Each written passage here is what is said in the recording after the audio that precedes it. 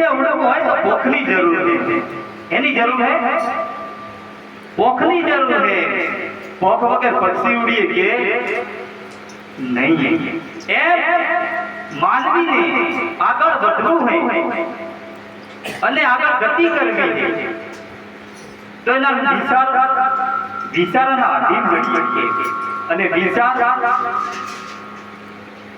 એ જેવો વિચાર કરો એવું તમારું જીવન બની પણ એનામાં કોઈ દુનિયાનો ભગવાન કે કોઈ ફેરફાર કરીએ કે જો ખેતરમાં મગફળી વાવ્યા તો મગફળી જોઈએ, મગ વાવ્યા તો મગે જોઈએ, કપાસ વાવ્યા તો કપાસ જોઈએ, પણ અંતે કોટા વાવીએ તો પછી શું જોયું?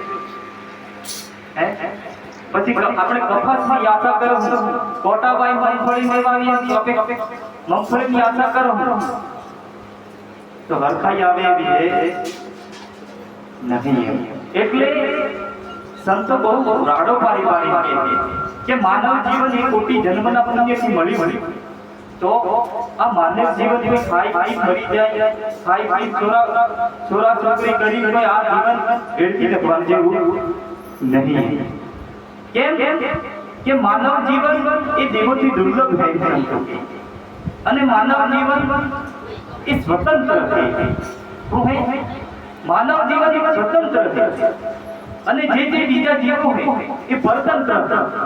કેમ કે માનવ જીવન એ સ્વતંત્રનું કારણ પેલું કારણ જાણવા તો કારે જણાય પણ કારણ જાણતા પેલું ખાસ જાણવાનું કે માનવ જીવન આના માટે મળે. બધી વસ્તુ નહીં કારણ વગર હોય છે, વસ્તુ છે હર વસ્તુમાં કારણ કરેલું અને કારણ જાણવો તો કોઈ જાણવું પડે. કારણ પછી જ કાર્ય. જેમ આત્મા है तो देह है, જેમ जगदीश है तो जगत है, જેમ सोनू है तो दागिनो है, करण है तो बल्ब है ने? माटी है तो मटकू है, माटी नहीं तो मटकू है नहीं. એમ આપણે પેલા કારણને જાણવાનું. એને જાણવાનું કારણ એ કારણ હે સોનું અને કાર્ય હે દાગીનો, બીજું કોઈ હે નહીં.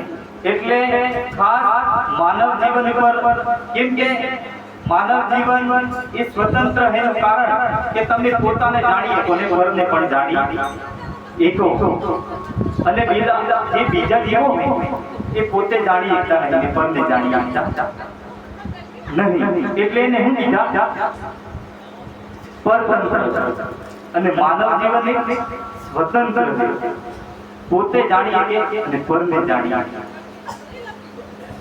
એટલે માનવ જીવન બહુ દેવોથી દુર્લભ કીધો. અને કૃષ્ણ ભગવાને ગીતાની અંદર કીધું કે હે અર્જુન, મારી અમૂલ્ય ભક્તિ મનુષ્ય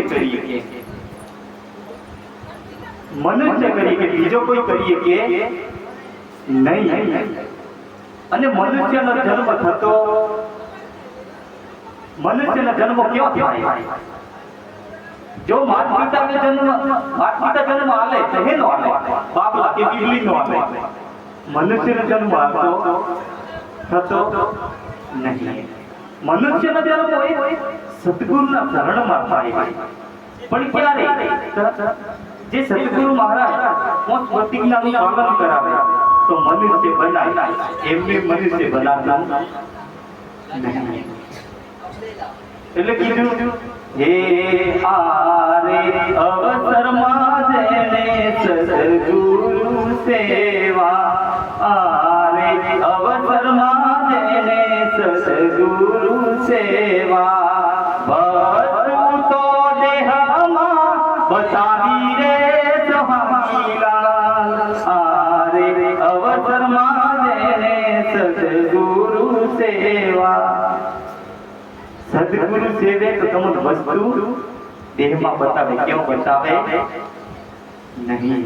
પણ ગુરુ સેવીએ એટલે ગુરુ હદ બતાવે. ગુરુ શું કરે? હદ બતાવે. અને સદગુરુ હદથી પર બતાવે છે. એટલે આપણે ડોક્ટર મહારાજે કીધું હે મને સતગુરુ મળ્યા પૂરા રે અગમની ગમની ગમ લાગી. એ મને સતગુરુ મળ્યા પૂરા રે અગમની ગમની ગમ લાગી. અગમને નિગમની ગમ લાગી. નિગમ આપણે અનેક શાસ્ત્રો વાંચતા બધું બહુ કરતા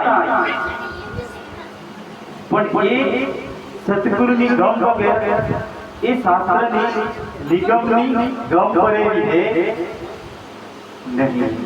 નિગમ એટલે શાસ્ત્રો, બીજું પણ છે નહીં. એટલે કે મને સતગુરુ મળ્યા પૂરા રે અગમ નિગમની ગમ લાગી. અગમની જે બધું જે જોઈ રહ્યા છે એ ગમતો આવે, જે દેખાય બધું મેળવો આવે ગમતો આવે, અને જે નહીં દેખાતું એ અગમ છે એની સતગુરુ મહારાજ કરે ગમ કરાવે. શું કરાવે? ગમ કરાવે. પણ એ ગમ ક્યારે થાય? તે ગુરુ ગમની દ્રષ્ટિ વગર ગમ થાય છે નહીં.